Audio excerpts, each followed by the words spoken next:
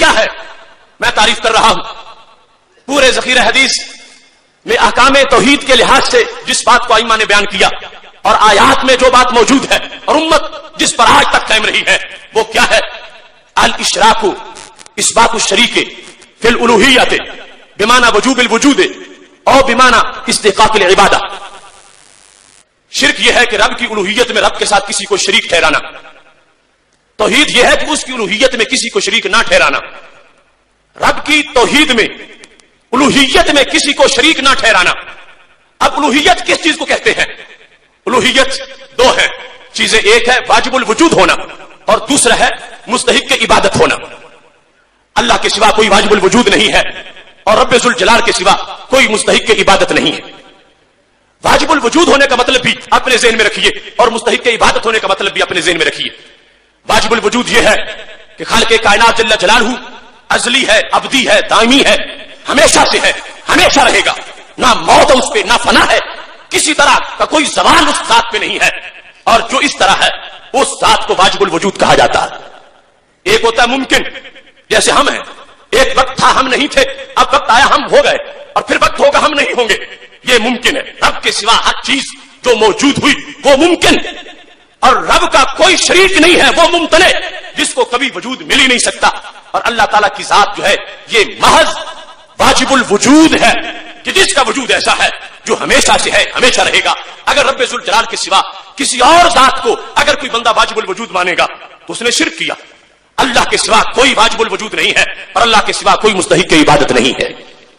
مستحق کی عبادت کے لحاظ سے بات بالکل واضح. رب کے سوا کسی کو سجدہ جائز نہیں، اللہ کے سوا کسی کی عبادت جائز نہیں. کوئی کس طرح کی کوئی مخلوق ہو، صرف اللہ ہی معبود ہے، وہی مسجود ہے. خالق کائنات جل جلالہ کے سوا کسی کی عبادت جائز نہیں ہے. یہ ہے الوہیت کا معیار، واجب الوجود ہونا، مستحق کی عبادت ہونا. اس کے چند خواص ہیں. اس کے سوا بہت سی صفتیں ایسی ہیں جو میرے رب نے اپنے بندوں کو عطا فرمائی ہیں. خالق کائنات میں وہ پائی جاتی ہے، حقیقتاً پائی جاتی ہے، اس کے بندوں میں پائی جاتی ہے تو وہ مجازاً پائی جاتی ہے.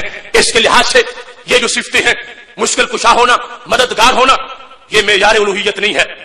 حقیقت میں جس کی بھی مدد کرتا رب کرتا ہے، لیکن رب ذوالجلال اپنے بندوں کو اپنی قدرت کا مظہر بنا دیتا ہے. اگر کوئی کہتا ہے کہ معیار الوہیت یہ ہے کہ مددگار ہونا، تو میں کہتا ہوں بدر میں فرشتے بھی مدد کرنے آئے تھے.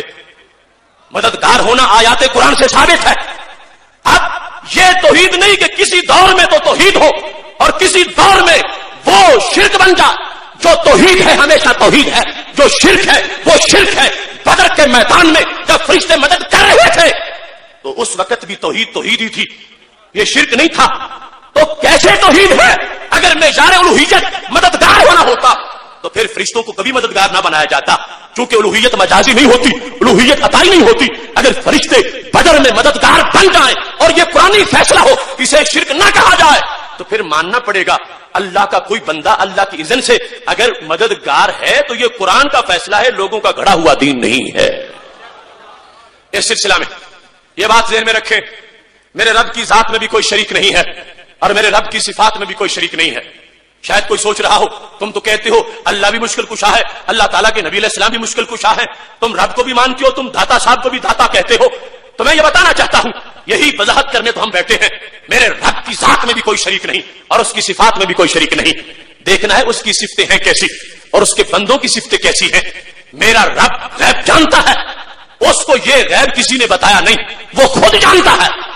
اور میرے نبی علیہ السلام جانتے ہیں تو رب کے دینے سے جانتے ہیں.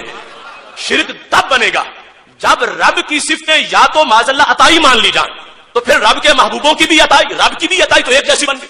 یا جیسے رب کی ذاتی ہے ایسے رب کے بندوں کی بھی ذاتی مان لی جائیں تو پھر بھی مشارکت ہو گئی، اشتراک ہو گیا. قربان جاؤں اہل سنت تمہارے عقیدے پہ. ان پڑھ سے ان پڑھ بندے سے بھی پوچھ لو کہ تم جو مانتے ہو تو اس کا مطلب کیا ہے. وہ کہے گا رب دیتا ہے، کسی سے لے کے نہیں دیتا، خود دیتا ہے. داتا صاحب رب کا دیا ہوا دیتے ہیں. رب دیتا ہے، کسی سے پوچھ کے نہیں دیتا. رب کے بندے رب کے اذن کے بغیر پتہ بھی نہیں ہلا سکتے.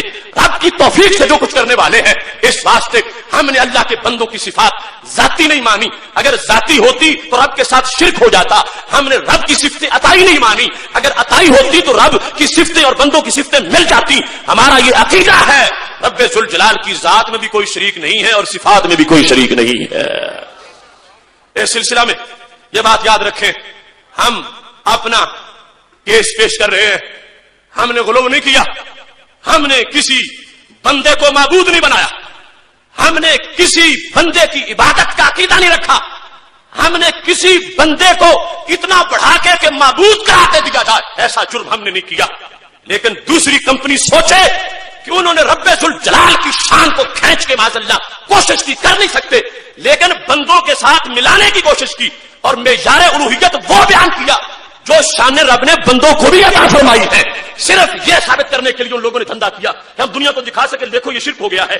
رب کی شان کی تنقید کر کے بندوں کے ساتھ ملا کر انجینئرڈ شرک ثابت کرنے کے لیے دھندا کیا جاتا رہا.